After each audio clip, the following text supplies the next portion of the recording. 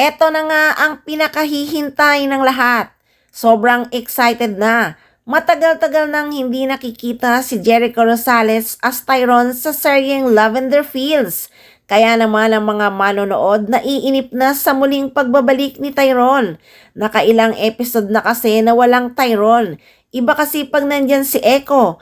Kaya ito na ang pinakahihintay ng mga taga-suporta at nanonood ng Lavender Fields. Ilalabas na ni Iris Benavides si Tyrone. Siya pala ang nagtago kay Tyrone kaya nawawala. Sabi na nga ba, tinago lang niya si Tyrone. Ilalabas kita sa lugang pinagtataguan mo, Tyrone.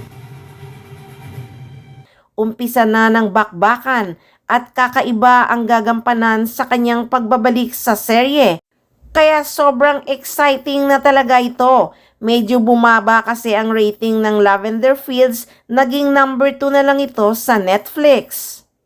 Nanguna ang 100 episodes Lavender Fields sa talaan ng top 10 TV shows in the Philippines today sa Netflix for 27 consecutive days mula September 2 hanggang September 28. Ngayong September 29, bumaba ito sa pangalawang pwesto. Ang kumabog dito ay ang South Korean suspense mystery horror series na Jungshung Creature na ang second season ay nag-streaming umpisa September 27. Kaya sa pagbabalik ni Tyrone, baka maging number 1 ulit ang serye sa Netflix. Iba kasi pag nandyan si Jericho Rosales. Kaya ang mga manonood siguradong masayang-masaya sa pagbabalik sa serye ni Tyrone.